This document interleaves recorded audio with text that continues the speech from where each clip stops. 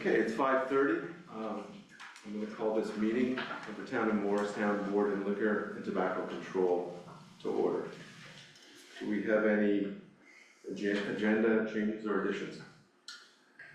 Is this the liquor control? I'm sorry. Yes, it is. Liquor and tobacco control. No.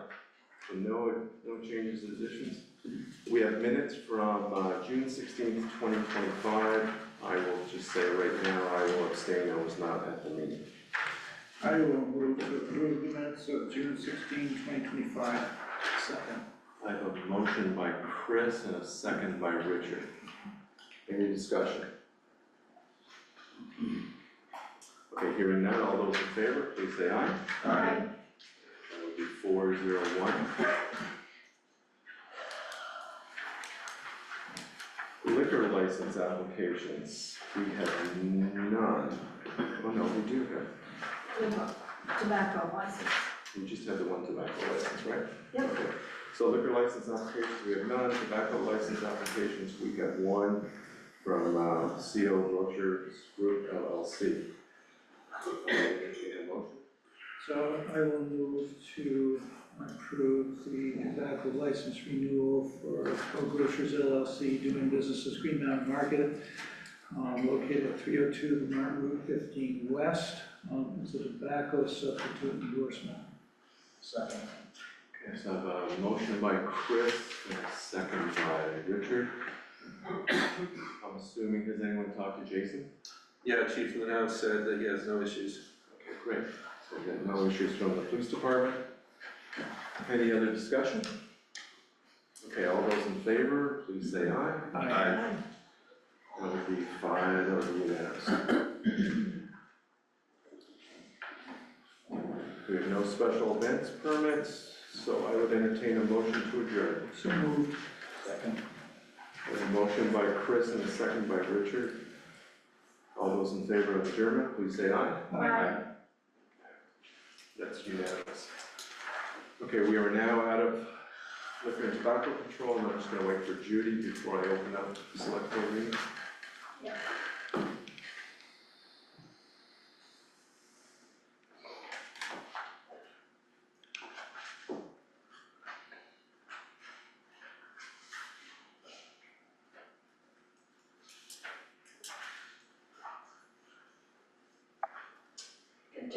Good to go. We'll start here.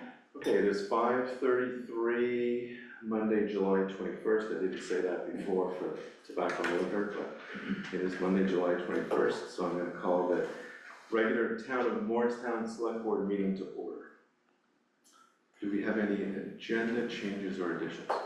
We do to insert number 1 under new business, and now more EMS update. Okay, great. So that'll be number 1 under new business. Any other changes or additions? No. Okay.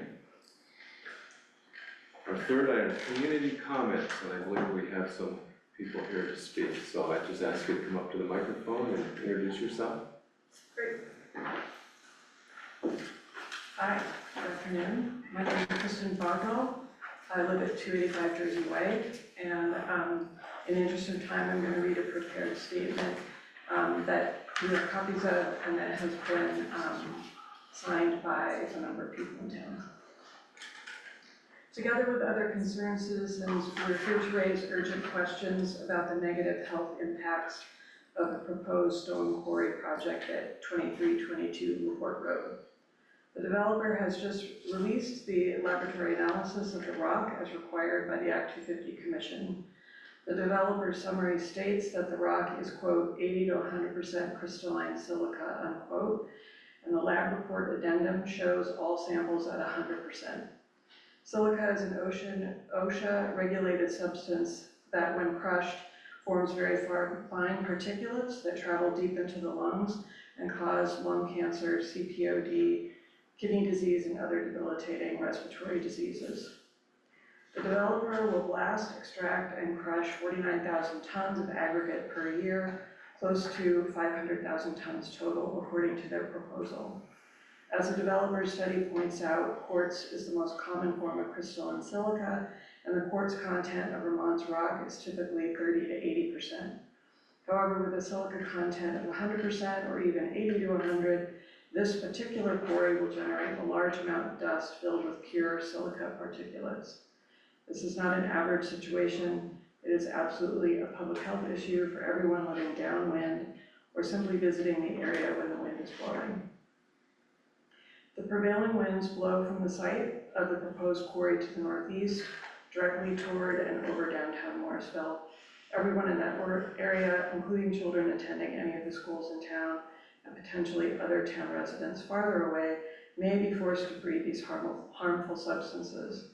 The developer has submitted weather data from the Stowe-Morrisville Airport, but specific air modeling is needed to determine accurately the scope of the risk. At this time, we respectfully request 3 actions by the Select Board. Number 1, review, analyze, and respond to the applicant's Criteria 1 air statement, which is Exhibit 37 on the Act 250 database. The applicant claims their proposal can go forward unchanged despite the findings.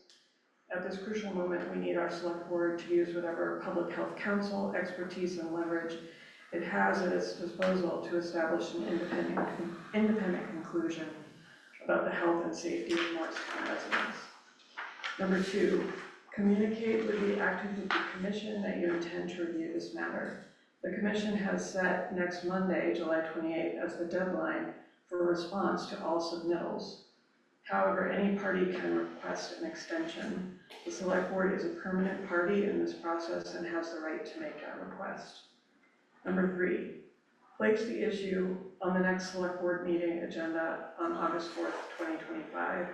Today is an extremely compressed forum, and the issue is quite complicated. This will allow a transparent and more complete discussion. With these grave concerns, we want to know what our town can do to ensure the public health and safety. Thank you for your time. We have a signed copy of this document for your records with the names of the parties who are involved in the Act 250 process, as well as other concerned Morristown citizens. Thank you. I did, so the board knows, I know Kristen went over the 2-minute limit, but I have a feeling there was other people in the audience willing to continue reading this document, so it seems sensible to have one person read. Is there anybody else that has a comment? Thank you.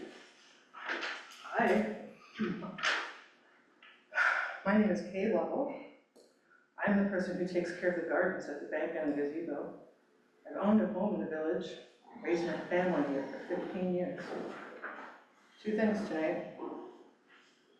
First off, Jason Luno, the chief of police, has stopped me. He testified in court that he searched for me online for at least 6 months, that he collected information about me and monitored me.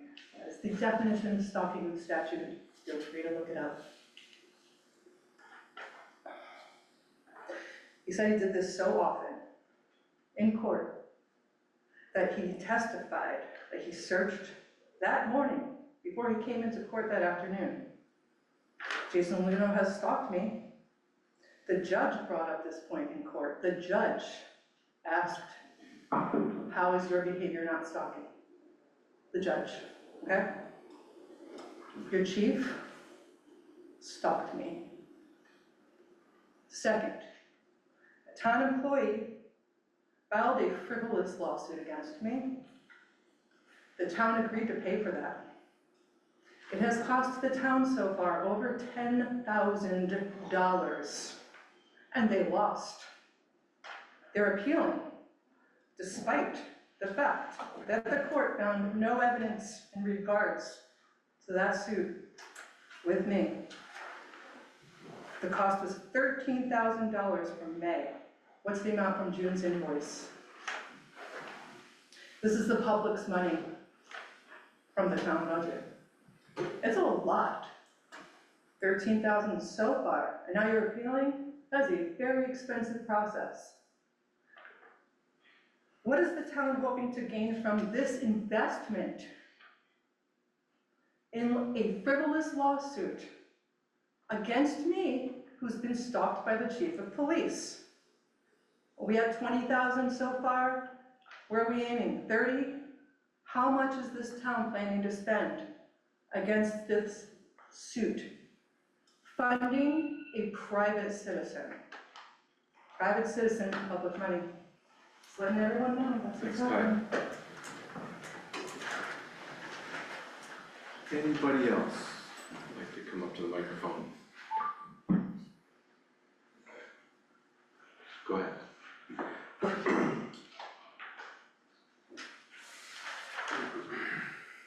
Terry Thurman. As a member of the Conservation Commission, I'm very much concerned about environmental issues. And since this issue about the consistency or the components of the rock that is being asked to be blasted and crushed at the airport project, since that is by testing 100% silica by their own tests, and knowing that silica can cause silicosis, lung cancer, chronic bronchitis, several autoimmune diseases, be linked to long-term, very high exposures. They're all linked to very high exposures and long-term.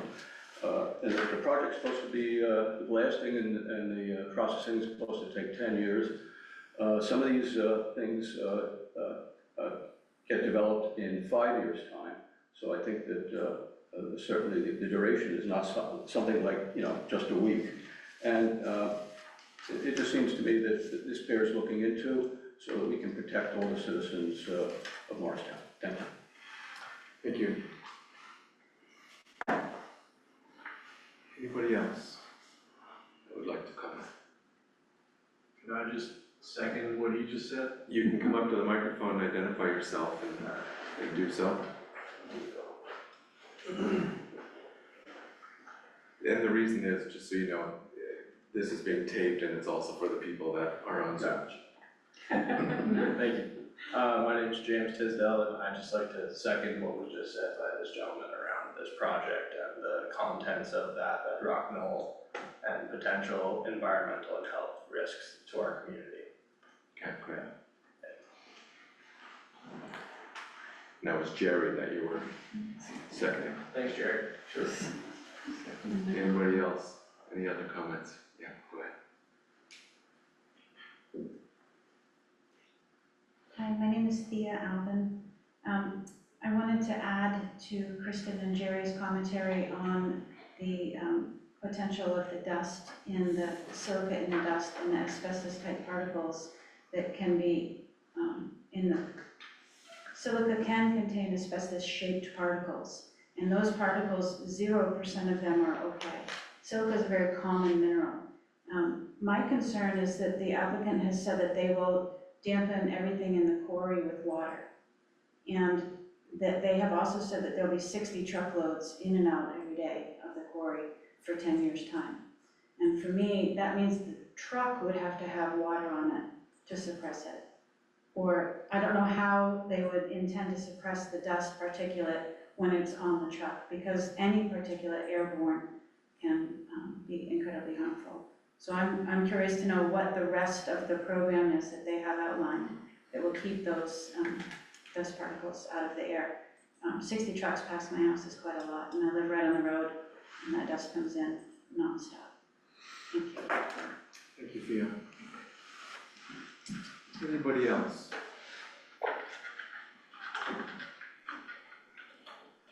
Okay, I'm gonna close this portion of the meeting. I just want to say, Got my hand raised.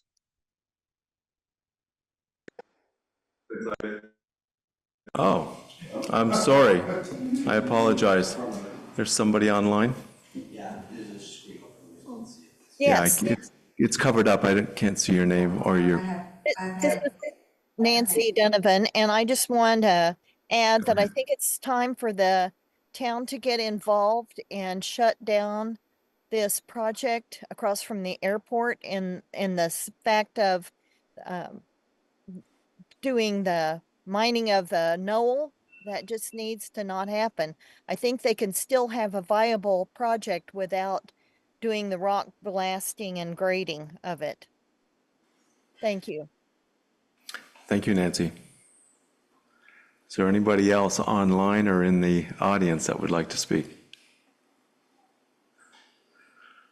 So what I was going to say there was, there's a number of you in the audience that have been to a number of select board meetings, but not everyone necessarily has in the room. And the board's really not going to comment on this tonight. We can't comment on this legally because it's not a warned item. I only found out about this, I guess it was a half an hour ago now, but about 15 minutes before the meeting started. So I will, I can assure you that I'll be talking to Brent about this before the next select board meeting. Okay, so thank you. So I'm going to move on.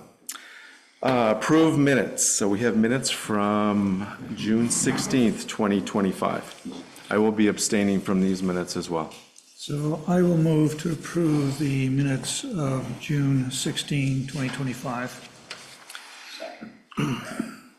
Okay, I have a motion by Chris and a second by Richard. This was a meeting that, this was a meeting I totally missed, unlike the meeting in May. The only comment I had, there was a timeline in the minutes about the paving projects. Was there a timeline at that meeting that should be in the minutes regarding the sidewalk work? So whoever wrote up the minutes wrote in there that the work was going to be done in August for paving. I didn't see any dates for the sidewalk work. I don't know if it needs to be in there. Maybe a date wasn't discussed, but I'll leave that up to the board to decide. I can't ask that it be put in there because I wasn't there. So Jordan gave us the highlight for both the paving and the sidewalk work. It appeared to me that, yes, there was a date for paving because they had to schedule it with the low bidder. But the sidewalks, I think, have been a work in progress. And so I don't think that there was a blocked out time to do that. I mean, they were over here fixing something at the Four Corners last week. I think that where they can fill in and stuff, they're gonna do that work, but there was no timeline discussed. Okay, thank you. In fact, they were doing that Four Corners today, and they were down by River Bend today as well. I did notice. Okay, well, thank you. That's all I. Just, the village crew is mainly focusing on the sidewalks, while the town crew preps for, road. So, road obviously is dictated by SD Ireland's schedule, whereas, village crew, they're doing sidewalks as often as they can, and that can extend into the fall. Okay. Weather dependent. Okay, great. Thank you. Any other discussion about the minutes? Okay, all those in favor of approving the minutes from June 16th, 2025 as presented, please say aye. Aye. That would be 401. We have minutes from June 26th, the special meeting. So I will move to approve the select board meeting minutes for June 26, 2025. Second. So I have a motion by Chris and a second by Richard. Any discussion regarding those minutes? Okay, all those in favor of approving the minutes from June 26, 2025, special meeting, please say aye. Aye. That would be unanimous. We have additional meetings, minutes for June 26 for the public hearing. So I'll move the select board meeting minutes of June 26, 2025, the proposed 2025 zoning bylaw public hearing. So I have a motion by Chris and a second by Richard. Any discussion regarding those minutes? Okay, hearing none, all those in favor of approving the minutes for June 26, 2025, the public hearing, please say aye. Aye. That would be unanimous as well. Okay, new business, moving on to new business. So the addition that we had at the beginning of the meeting was the EMS update. This is the Elmore EMS update. And I'll just, for the record, just this is really an FYI. Elmore did give us an additional payment of $4,500 back in June of 2025, just last month, to close out fiscal year 2025. And they have also agreed, per their minutes of their last select board meeting, that they are going to give us an additional $4,500 for fiscal year 2026, which is the fiscal year that we are in presently.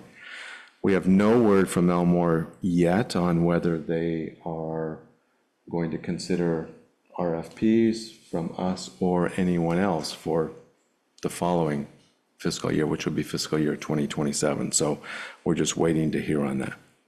So I wanted to make sure that that was in there, that that was part of the record, that it was part of the public record.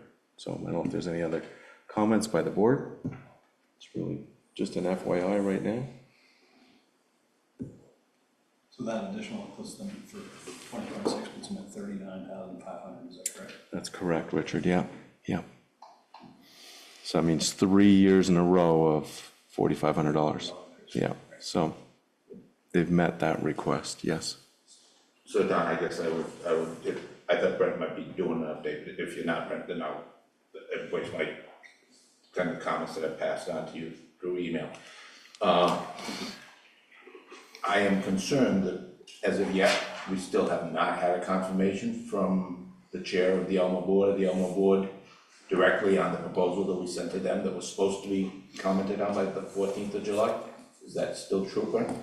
So yeah, we've received no reply. I forwarded you the minutes that I pulled up from their website, and the motion. The minutes include mention of their forming a board to appoint a 4-person board plus 1 select board member to work on a solution to the EMS coverage challenge for Elmore. The letter that I sent out after the select board had met indicated that we wanted to know by October 1st whether or not they would be continuing based upon an RFP process. So since we hadn't heard from them directly, I had Tina forward the first 50% of the $39,500 invoice that is due July 30th. The next one's due April 30th. And just wanted, you brought up a couple of concerns in an email. Wanted you to be able to speak to those. Yeah. And my thought is if I don't hear anything in a couple of weeks, I follow up with them and ask them what the status is of the RFP. So then, the invoice that Tina sent in your direction, and I'm fine with that, that's certainly, I don't have a concern with that, does that state that the window that we've said to them, FY26? As I look at their minutes, which I believe are unapproved yet, because I think they're still in draft form, because they haven't met since then. The motion is for EMS to secure coverage through July 31. So it's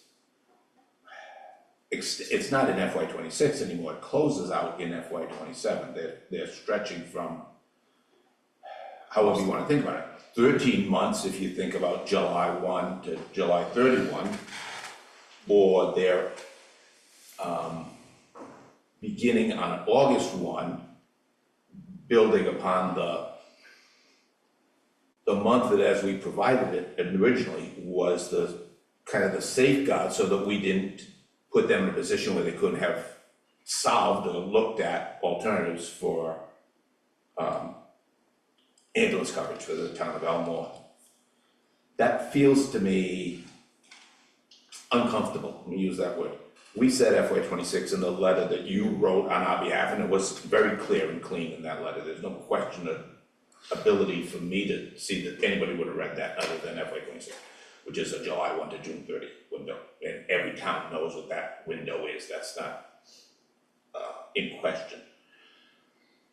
That concerns me, and it concerns me because when we had our conversation, we talked about what the increase was going to be and how much within the 4,500 is the number that we've been trying to raise the service by, because as you pointed out, the cost per person in Elmo is about 3 times less than what the cost per person is to a Morristown taxpayer. But if we take that 39.5 and we let it go to 13 months, July 1 through July 31 of the next month, we're down to roughly $3,000 a month. $3,000 a month for a 12-month period is $36,000. That's about what they're paying us now. It's a $1,000 bump, not the $4,500 bump that we had talked about. So I am concerned that I'm not sure if this is a typo. It could be. Yeah. Since it's not approved, I don't know, and I don't want to cast aspersions, but I think we, as the town of Morristown, need to be clear to Elmwood that it's not the 31st of July, in my opinion. Now, the other board members may have a different view of this. But in my opinion, we are talking about July 1, which we've already provided that coverage for, through June 30 of 2026. That's when we end our current contract. If they then go out to bid as we've requested and there's an RFP, that RFP should start on July 1. But that's not my business, but that's when I would think they would want their RFP to duck services. And I don't think it should be ours and the taxpayers' burden, more realistically, not our burden, to provide them with a 13-month contract for the price of what we were looking for 12, and generously saying, in my opinion, look, we realize that there's a window here that we've got to have some flex to be fair to the citizens of Elmore. Again, I don't know if this is a typo or there's a different way of thinking about this in Elmore than I'm thinking about it, but I think it should be corrected or clarified, one of the two. And I don't like the clarification of July 31, if that's in truth what the number is, or maybe somebody just in the draft typed it wrong. I don't know. That's my second comment. Sorry, please. So thank you for bringing that up. Yeah, Brent and I talked about this last week, and you wonder if it's a typo. June has 30 days, not 31, so that wonders what's going on there. Yeah. But I think it's really clear what our offer was. It was to end June 30th of 2026, not July 31st. In all honesty, the only thing that we've gotten from them as a validation to what we proposed was a screenshot of their minutes. I think that at a minimum, what we should be looking from them is a letter of commitment that says, these are the dates, this is the price, the board has agreed to this, and that, yes, we intend to go out to RFP, to seek other bids by October, whatever. But I think for the first conversation is, we need a letter of commitment specifying the details and what you're committing to. A contract. Is that something that we should provide, that we should initiate? Because we haven't done anything like that up until this point. We're looking. We could do that. I mean, I think that would solve We a could lot write of- the contract. We're looking to them for their commitment. Yeah, Yeah, absolutely. yes. And I don't think that we need to do their homework for them, no offense, but I think that we're providing a service for pennies on the dollar, and that we would expect from them a letter of commitment at a minimum. Because we certainly don't want to end up where we were No. a month ago, going to a meeting and all the vagueness that we received from them. We need, and this board, the five of us have talked about a contract, that we need a contract going forward. We've made that perfectly clear. So I would agree with Chris at this point. It is not I think we have gone above and beyond to take care of the taxpayers. They are elected officials. It is now on them to make this commitment. It is not our responsibility. And just for legal things, they should submit this commitment, is my feeling, and that with very clear guidelines. I guess to answer Richard's question, and someone follow up with Laura. What I would have expected after I read the letter that Brent wrote on our behalf was that by the 14th of July, Brent would have got either a hard copy letter or an email that said, we're on board, or we're not, whatever the case might be, but we would have got it by that deadline. And then I would have expected the town of Morristown as the contractor, because this is exactly what this is. This is a contracted service they're trying to buy from us, or we're trying to sell to them, say it whichever way you want. That we, as the contractor, would say, here's the contract we want you to sign. It's a 12-month contract that runs from June 1 to July 1 to June 30th. The annual fee is $39.5. It's payable in equal installments in July 31 and April 15th, or whatever the dates are. There's an agreement included within this that an RFP process will be listed. It's regurgitating the letter, basically, but it's putting it in contract format signed by Brent on our behalf and whoever they authorize to sign on theirs. And that's something that both parties keep a copy to and refer to. That to me is standard business practice. And that's not happening. So I'm concerned. And again, Brent, I don't have a concern that the bill was sent, but we can't piecemeal this. We can't do their homework for them. We're doing our job to represent our taxpayers, but they need to step up and do their job as, on the financial side of it, to protect their citizens on the EMS side of it. And again, I don't know what's going on in Elmore, but it doesn't feel good right now. They, just to, remind you, and I'm not, but I think they can have special sessions, but they only meet once a month. So, I am sort of extending some additional time for them to be able to respond. I thought that by sending an invoice, that would sort of prod them to respond, hasn't, but, Was there a due date on that invoice? yeah, July 31st. July 31st. July 31st, So that, okay. when, if we get the check, I'll then, and nothing else, I'll follow up. But, I don't feel like, us creating a contract right now. I think that's putting the cart in front of the horse. So I'm giving them a little bit of time, but I fully intend on there being a contract, and, based upon discussions we've had, they'll probably try to negotiate, some terms, but, I did not catch the July 31st, so kudos to you, but I will clarify that. And, go ahead. I just think that date, maybe they confused that date with the date on their communication, because we said we expected a check by July 31st. Maybe it's just, it could be, I'd like to hope that it's an oversight on their part, I would as well too, Richard, but I think we need to be clear. we definitely need To not let that motion, if they accept these minutes, stand without comment. But we're that, and that's kind of what I was saying, we're not obligated, because they say something, we're not obligated to fulfill that request. No. That, because it was in their minutes, it's not in our minutes, it's clear that it's not in our minutes, or where we stand. I just want to be clear that come July 31st, if we don't have a check from them, then we need to take action, because we cannot sit around and wait for when they decide and take Tina's time up calling and reminding them. As far as I'm concerned, July 31st is a drop dead. We're, again, have gone beyond the call of duty to work with them. But that we have to move on for our budget and for everything. Our next select board meeting after July 31st will be August 4th. Yeah. We'll have a new business agenda, old business agenda item to discuss. Where it stands. Yeah. Okay. And I do want to express my appreciation to both you, Brent, and Don for adding this item onto the agenda. It was important, and thank you. Do you have notes on that, Judy, the old business? Okay, great. Okay. Anything else on EMS update? Hope it works out. Okay. Yes, we certainly do. Yeah, go ahead. Go ahead, Jerry. Jerry Throne, I'm just wondering whether Elmore has decided to not require the voluminous paperwork that they required initially that was discussed during the last meeting.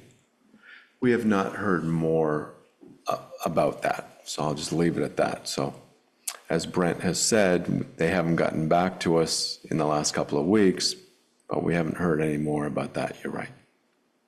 Thank you for that comment. Nothing was agreed to in terms of what they had demanded on that 4-page letter. Nothing was agreed to on that stuff, so. Yeah, I would hope that we wouldn't agree to that. Right. Okay, anything else before I move on? Okay, number 2, consideration for Backyard Butchers interim vendor application.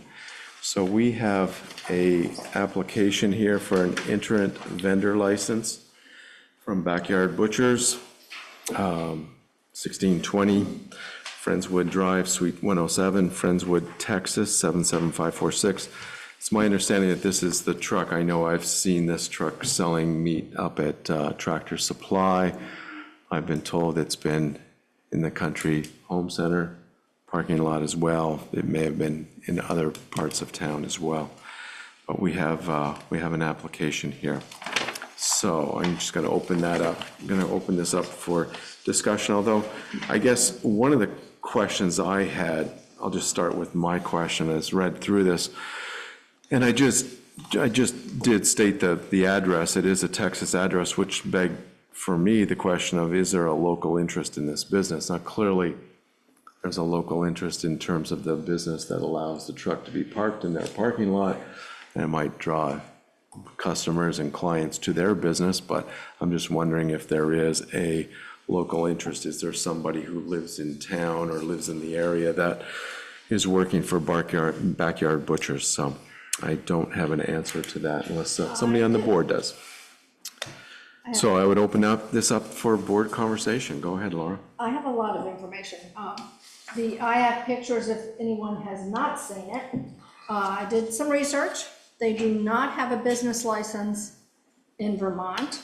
I do not know whether they pay taxes in the state. The tax department said that they are legally not allowed to tell me. I pulled up their website, and they're basically a direct marketing. So they are butchering and then packing it and bringing it here to sell. Butchering it where, do you know? In Texas. So their whole premise is to bypass the middleman, i.e. grocery stores. This is their business ammo. They seem to have a deal with Tractor Supply because they seem to go to several Tractor Supplies around. When it was at Country Home Store, and I was not there, but it moved to Tractor Supply. I can tell you I was picking up the sign for the Morrisville Farmers Market. I could hear the generator for the refrigerator truck going. So I immediately started calling to see. I ran the Vermont Brewers Festival. We were not allowed to run generators 24/7. They were running a generator 24/7 for 5 days.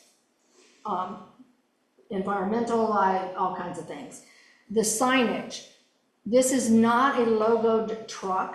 It is a billboard hung on a logo on a truck. There was one of these similar situation down across from Green Mountain Distillers where someone hung a billboard on a truck. The state came in and said that no, that was a billboard. There seems to be some confusion as to if a truck has a logo and it's parked on their property, as in Rock Art has a big truck, that's not considered a banner. However, from my understanding, if a vehicle that's pulled up into a property that they do not own and hangs a huge banner, that is in violation of billboard laws. So again, I tried to research it. I also, in researching this Thames USD frozen and prepackaged steaks, there was all kinds of stuff, including crab legs. I pulled up Friendswood, Texas. It's in the middle of Texas. So I'm not sure where they're getting crab legs from. There was no mention of it on the website, which makes me think that they are working with somebody. I feel that this is in direct competition with our grocery stores who pay significant rents and taxes to this state. They are direct competition. They are in direct competition to our meat producers, my meat producer who shows up at our market. So I think this is a terrible, terrible idea. I think it absolutely goes against everything that we as a town stand for. And I would certainly think that we would need to get comments from Price Chopper and Hannaford's, because they are bypassing grocery stores for a very specific reason.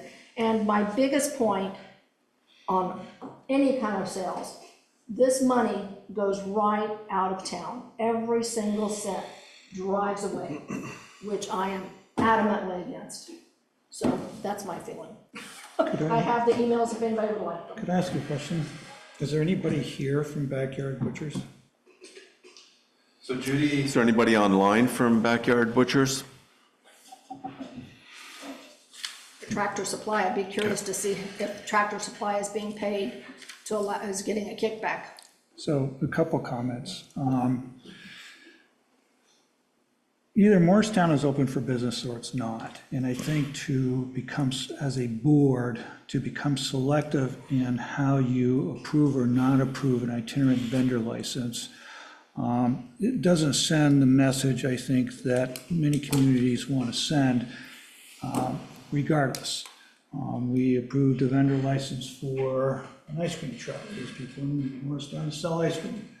You know, they were traveling around one day a week.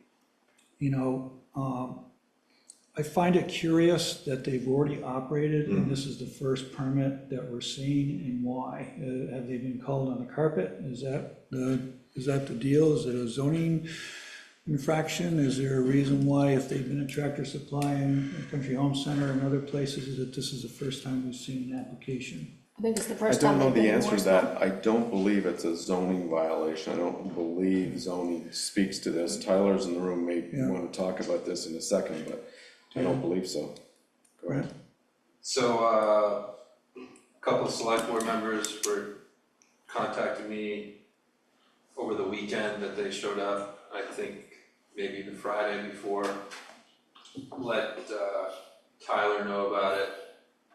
Tyler literally bird dogged this vendor, so, you know, found them refueling or something, spoke to people, and then somehow connected with corporate.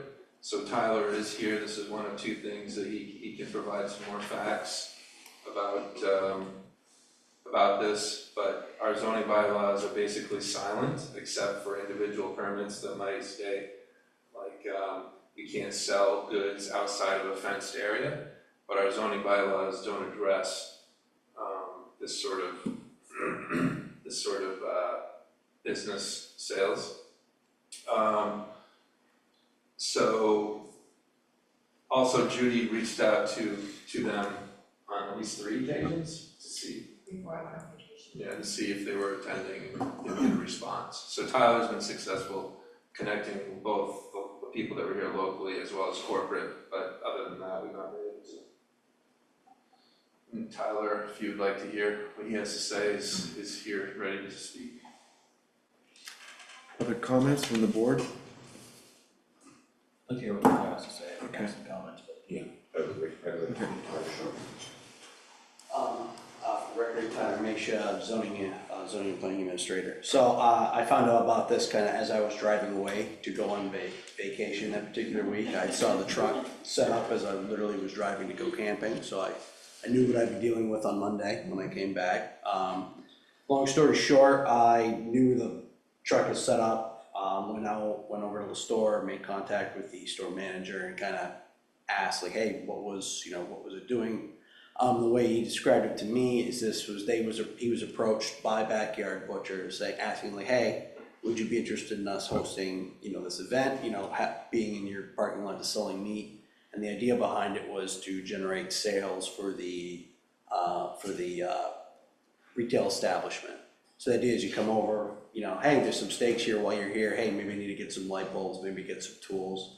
Anecdotally, I don't have any hard sales data to back that up. The store manager said that they did see quite a significant increase in business for that, which is partially what drove them doing it in the first place. I believe they had contact with somebody from Tractor Supply in the past, asked them how it had worked out for them.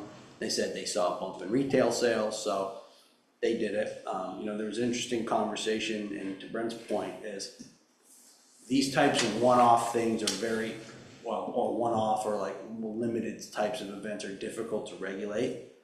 Typically, by the time you run through a zoning enforcement action, which is a process which can take, is measured in weeks to months to run through, essentially the violation is more or less, if it is a violation, has cured itself by that point. So it becomes very difficult. And again, if it's not just like, okay, they're at Tractor Supply 1 week, and let's say they pop up at Aubuchon's the next, just because there's a violation or potential violation at one location, doesn't mean it translates over to the next.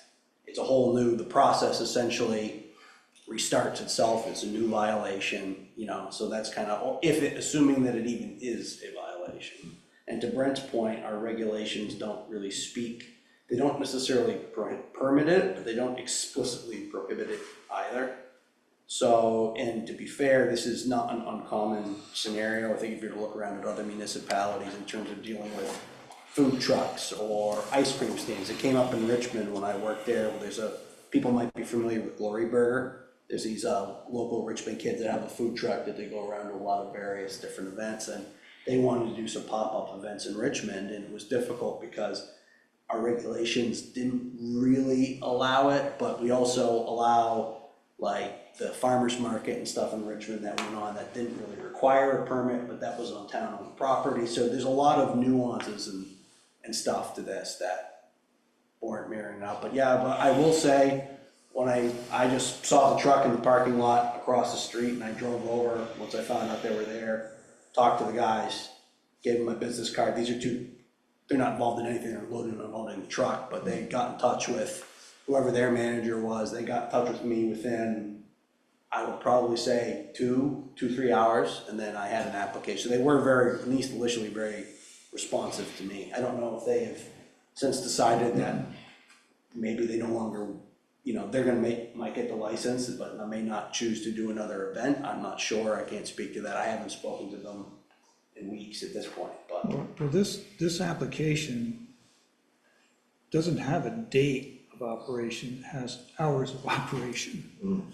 So it's 9 AM to 7 PM, but no term, you know, so is that 7 days a week that they're gonna be set up there? I mean, it seems really pretty vague. The form says that it expires, the license expires November 15th. So maybe the assumption, if you look at the small print just above name of applicant, so maybe the assumption by the person who's filling it out is they apply once, and if they get it, they're good to go until November 15th. Right, so they could operate 7 days a week or however. Given what you said too, Tyler, about the move, if it was a zoning violation, I know that's not necessarily what we're talking about, but if they moved around, it would be a separate violation.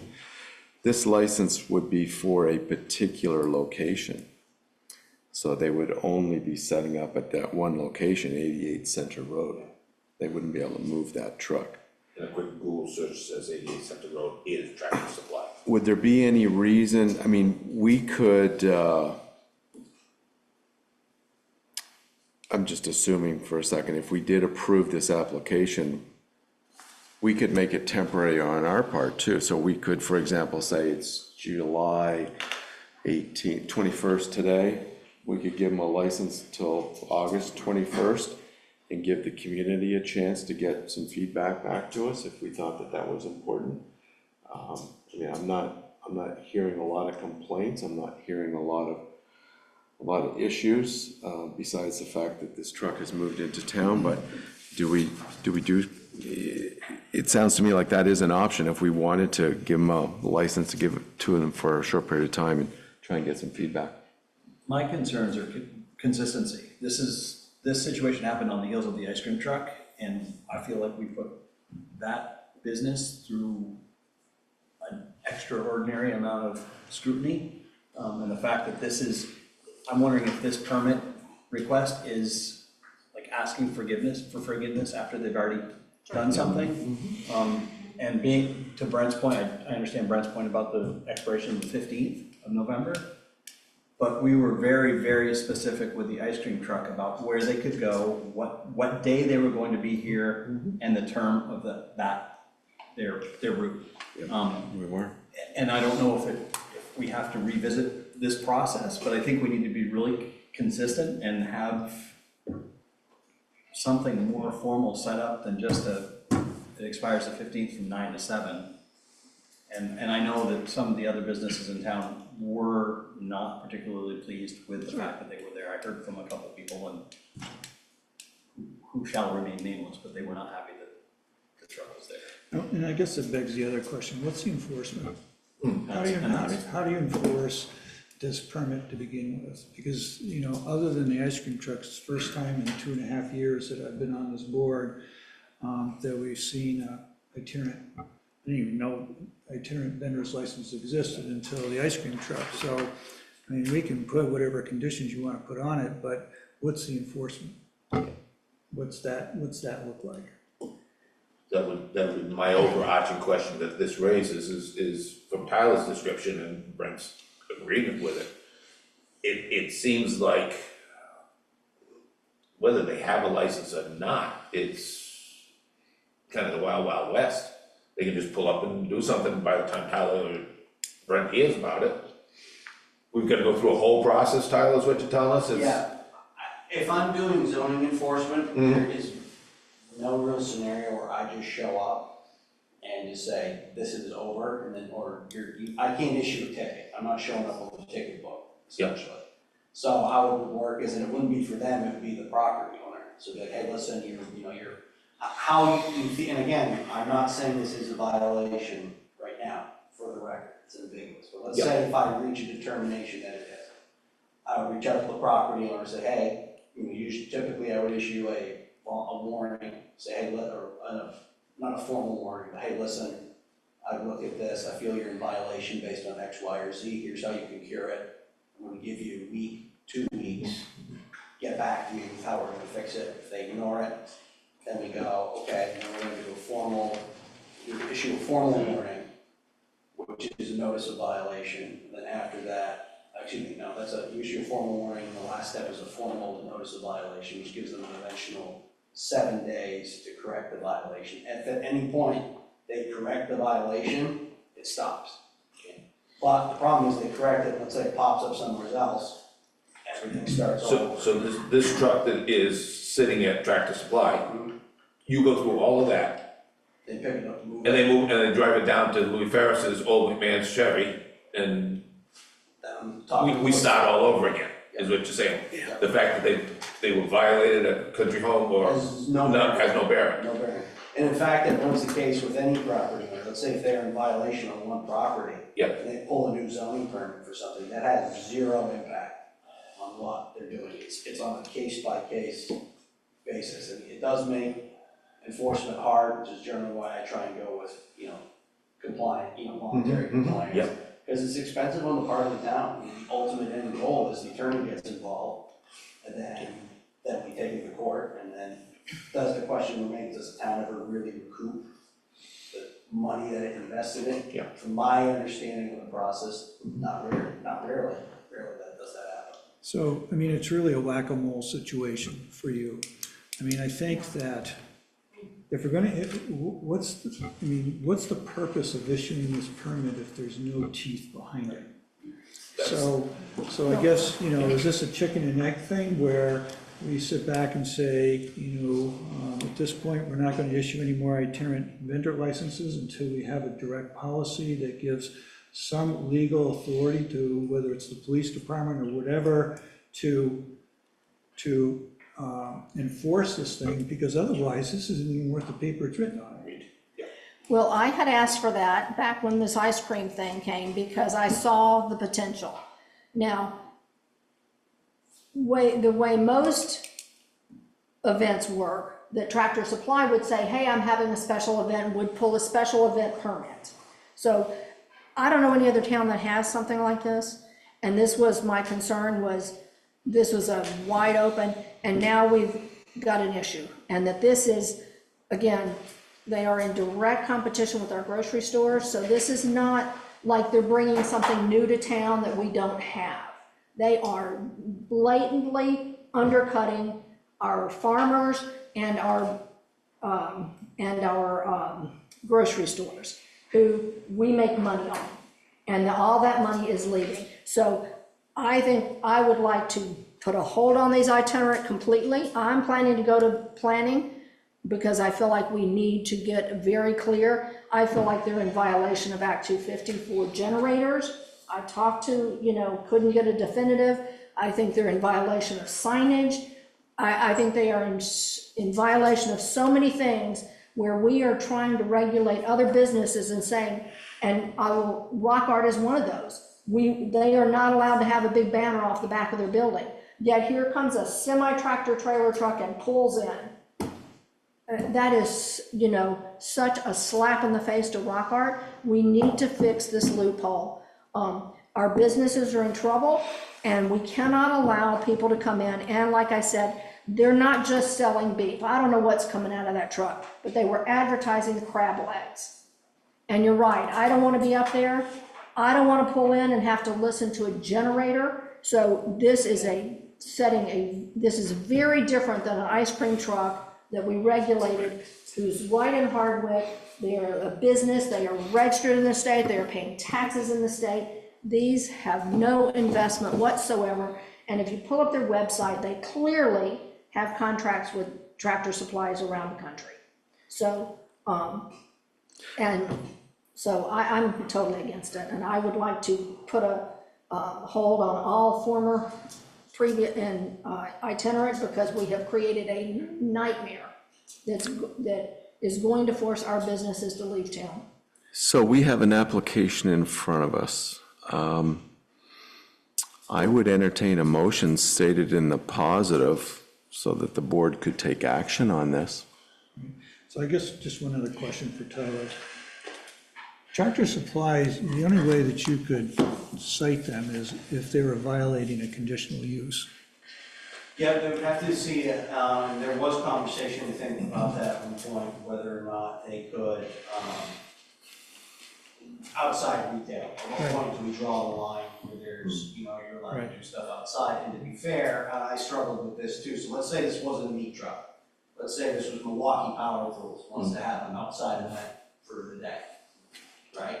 Would I require that to get a permit? Is that a zoning violation? Let's say they set up an event over the weekend and do that. I mean, it's a little bit, you know, it's stretching it a little bit, given that the hardware store sells hardware, not meat, so having a meat truck there is a little bit Well, that's my point. counterintuitive. That's my point. I do also think it is important to realize too that once it's a zoning enforcement matter, is that I can't discriminate based on an applicant, right? So let's say if this wasn't a Texas company, let's say for whatever reason this company was based out of Vermont. I know there's that say that in Woket, there's that smoked salmon place. Let's say they were running a truck and doing that, right? I can't treat them any different just because they're local and that we like what they're doing. If we allow these things, we allow them, right? If we allow restaurants, or let's say, or a similar use, I can't say, okay, local mom and pop, you can go in here, but, you know, Applebee's, you can't. That's explicitly prohibited in zoning. You can't discriminate based on applicants. Right. But you can, you know, landlords, and my understanding is that why it moved from Country Home Centers is the landlord asked it to move. I don't know who owns Tractor Supply, but we gave a permit to Tractor Supply. We did not give a permit to Tractor Supply and a food retailer and this and this and this. So again, you know, it seems to me, and this is something we can clean up, is that if you're going onto somebody's property, it is a special event permit. If you're coming into town, then it's an itinerant. But I think that's the gray area, that Tractor Supply could come pull a special event. They're gonna have burgers, and they have a tent that they do stuff. But I think that's where we're kind of getting into, and that we need to close that loophole. Okay, so for tonight, we can't really talk about an internet vendor policy, but we can discuss this application. And I know I've got at least one person in the audience that wants to speak. But I don't know, does the board want to get a motion out there just so that we have a motion? I'll move to accept the itinerant vendor license for Backyard Butchers, 1620 South Friendship, Friendswood Drive, Suite 107, Friendswood, Texas. And authorize the chair of the select board to sign the permit. Thank you. Do I have a second? I'll second it. Okay, so we have a motion out there which has been stated in the positive, as I've referred to before, to authorize this license application. Would you like to speak? Hi, I'm Pam Stanion. I'm very short. You can pull that down. I live on Spring Hill Road. So I did a real quick internet search because I was curious about this company. And they are not Better Business Bureau approved. And then I started looking at all the complaints under the Better Business Bureau for people getting sick on their meat, being ripped off. A lot of things about the quality, the steaks were inedible. Is this really the kind of business we want in our town? It doesn't sound so good. So I'll forward this if you'd like, but I think we should do our homework. Should I send it to Judy? Yeah. We should do our homework on this company before we would ever allow them here to sell to our people too, right? Not only keeping our dollars local, but we want people to get sick. Yeah, thank you. No. Thank you very We much. need to clean up, then we can. Yeah. Okay, other comments? I have a hand online. I see that, Nancy. I just want to make sure the audience, anybody in the audience who wants to speak? Go ahead, Nancy. Nancy Donovan, I would second what Pam says. Exactly. We don't know what kind of meat they're selling.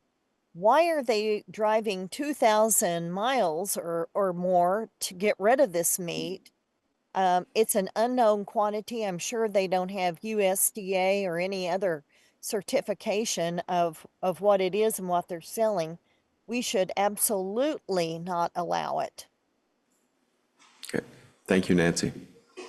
Anybody else? Any additional comments from the board? No. Okay, so we have a motion right now to accept this license application from Backyard Butchers of 1620 South Friendswood Drive, Suite 107, Friendswood, Texas. All those in favor of the motion as presented, please say aye. All those opposed? Nay. And that would be unanimous. And I would just say, if Thank you anybody's very much. interested, I'm gonna show up at, public comments for zoning, and start trying to address getting this cleaned up, because this cannot happen in our community. Just saying. Okay, number, Would it be appropriate for me to make a written sort of consider that might address this issue? do you want to come up to the microphone and Well, we I can't just want to make sure everyone can hear you, but Well, I would just say for the record, I think you probably, if that is something that there's interest in, I would say that I think you might have a better, there might be, perhaps an ordinance would be the way to go in terms of looking at, to your, Ms. Street's point, a one-time special event sort of thing. I think that would be okay. much quicker for dealing with something like this and probably be more effective. Okay, Tyler, thank you very much for that. I'm gonna, yeah, just because it's not on the agenda, but yeah, that's great advice. Okay, number 3, under new business. And Chris, I'm gonna apologize. I meant to meet you before the meeting and get the pronunciation right, but new business, appoint Chris Espejo? Espejo. I was a little bit close. So, Chris Espejo. Appoint Chris Espejo to the Morristown Conservation Commission for a 4-year term ending March 6, 2029. There is an application in our packet. I know I, for one, read through it carefully and was quite impressed with all that you had to say. Is there anything you'd like to add to that? Not at this moment, but I'm excited to be part of the Conservation Board. Well, thank you very much for stepping up. So I'm just going to ask the board, does the board have any questions for Chris? And thank you for coming. It's so nice to have people who are applying for these boards to actually come in person and be before us. Thank you. Yeah, it's exciting to see how the town functions and works, and It doesn't work. there's a lot of thought put into every decision, and it's, you guys put a lot of effort into making sure you're taking both points of view and to get what's best for the town. So Thank you for having me. Yeah, I just want to say thank you so much. I've served on several committees, and it's so important to get community involvement and, again, a diversity of opinions and experience. So thank you so much for stepping up. Yeah, thank you for having me. Any questions for Chris? No, I would make a motion to appoint Christopher Espejo to a 4-year term to the Conservation Commission. Okay, so I have a motion. Do I have a second? Second. So I have a motion by Chris and a second by Richard. Further discussion? Can I just clarify the end date of that would be? March 6, 2029. Exactly, so it's a 4-year term, but it ends town meeting on that year. Okay, I see. Okay. Oh, so it'll be a 3.5? Yes, he's filling a vacant seat that has a term that ends. Okay, great. Thank you for that clarification, Judy. Also, all those in favor of appointing Chris Espoyo? Espejo. Espejo, that's what I said, no. Still a little closer than That's what I thought I Didn't said. sound like that. That's what my, anyways, all those in favor of appointing Chris Espejo to the Morristown Conservation Commission for a 4-year term ending March 6, 2029, please say aye. Aye. That would be unanimous. Thank you very much. Congratulations. Thank you. Okay, last under new business, scheduling meetings. So we have 3 things to schedule here. And that being, these are meetings to discuss the potential for optional tax sources, optional revenues for the community, for the town. These would include short-term rental taxes, vacancy taxes, and the local option tax that has been discussed before. And I just want to say before we get into this, that this is a warned item to schedule the meetings, not to talk about these particular taxes. We're not going to get into the weeds on this. That's the point of this item, is to plan for when that is going to happen. So I'm not going to get into that part of it. But I would say we have 3 things here that have been presented by members of the board to myself and to Brent over the past while to get on the agenda. So we're looking to have that conversation about each of these in the near future. So I guess one of the comments, one of the options is, do we want to talk about each one of these separately on separate meetings, separate regular select board meetings? I assume that's what we would do.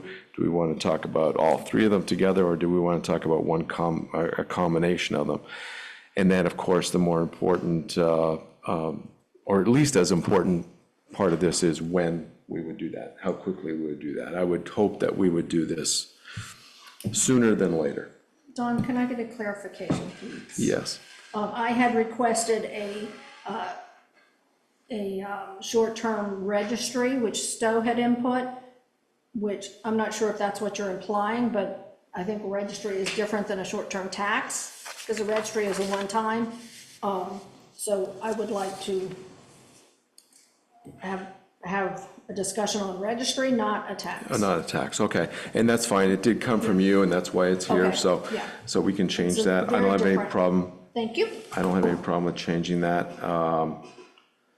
And I don't want to get into, I don't want to have a conversation about the differences between that, because what we're really talking about is planning a meeting to talk about this short-term rental issue. Right. At So- that point, we can talk about the we can semantics do of it. both, but and the just so I vocabulary. want to get that Yeah. on the thing.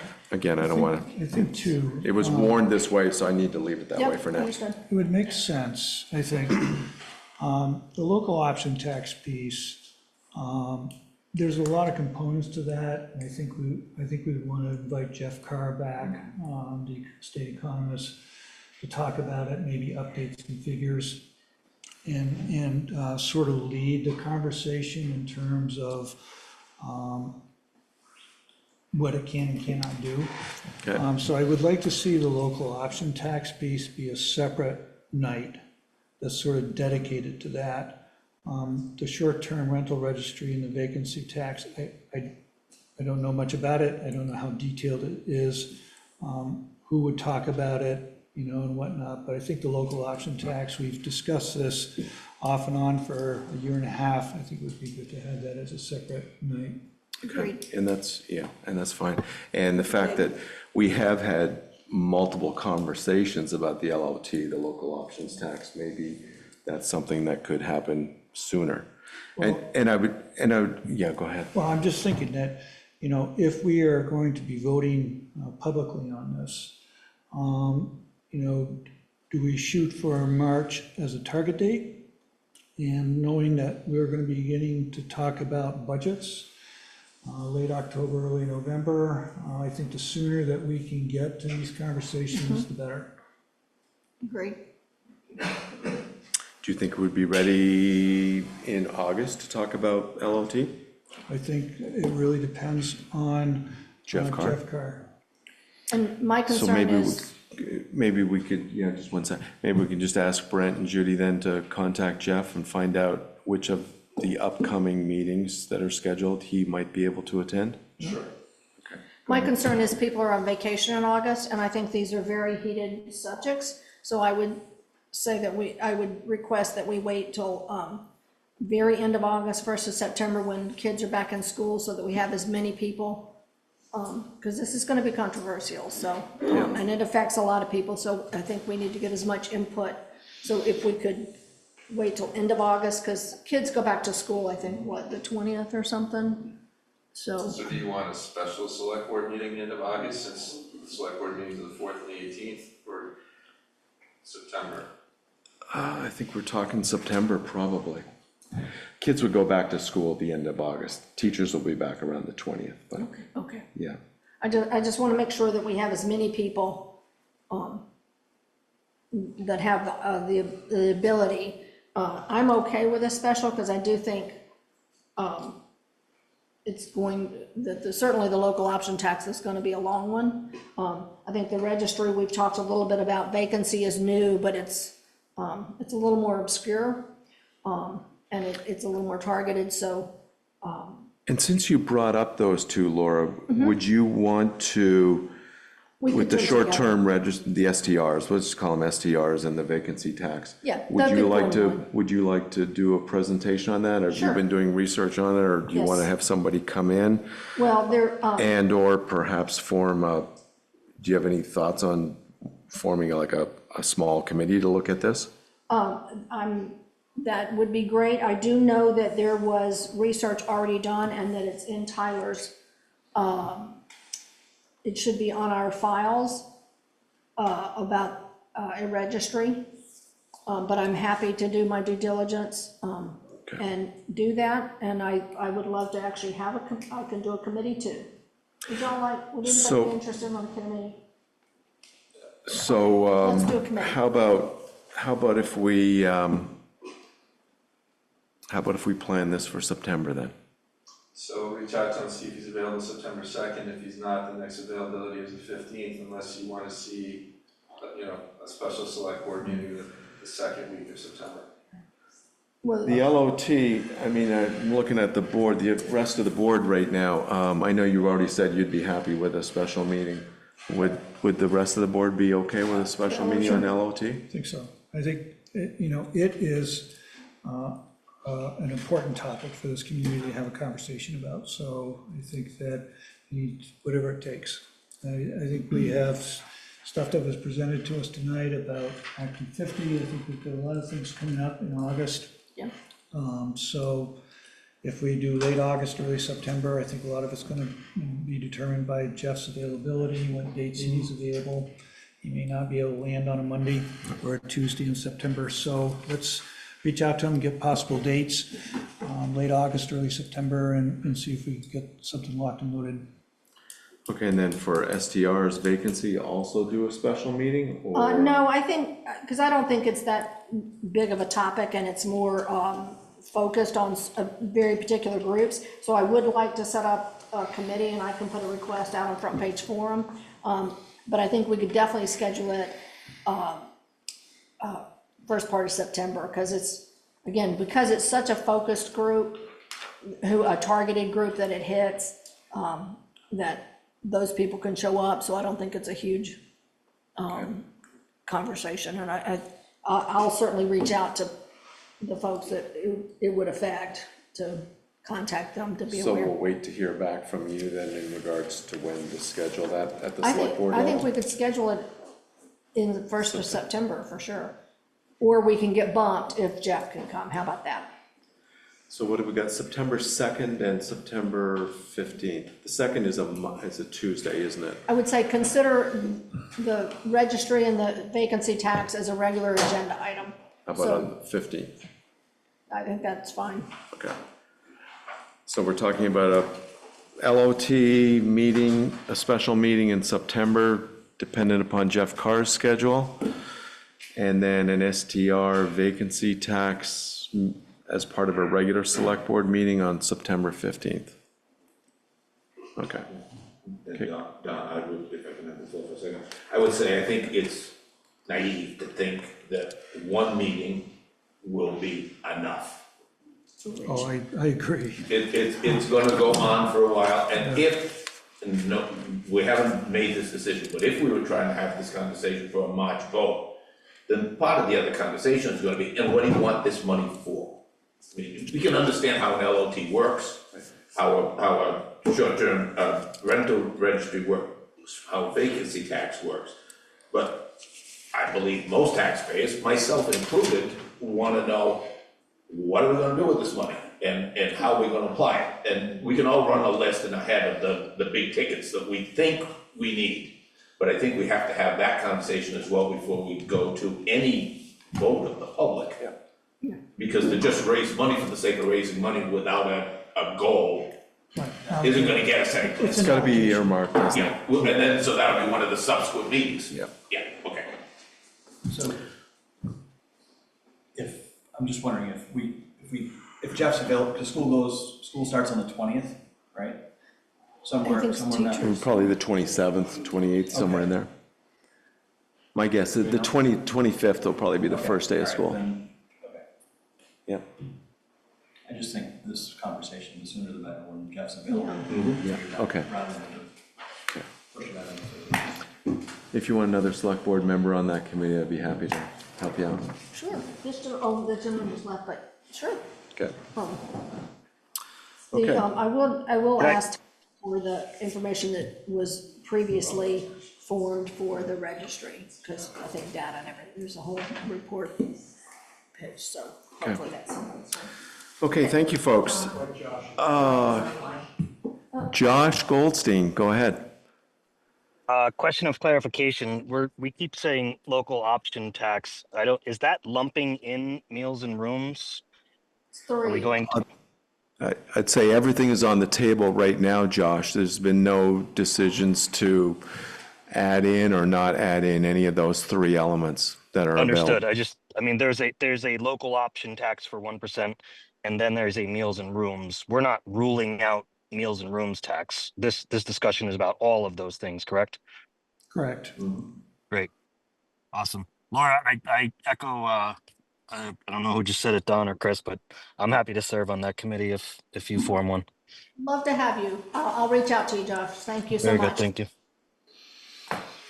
Okay, any other comments? I do have one more comment. I would like to, and this is an agenda item, for us to address the existing revenue sources that we are not currently taking advantage of.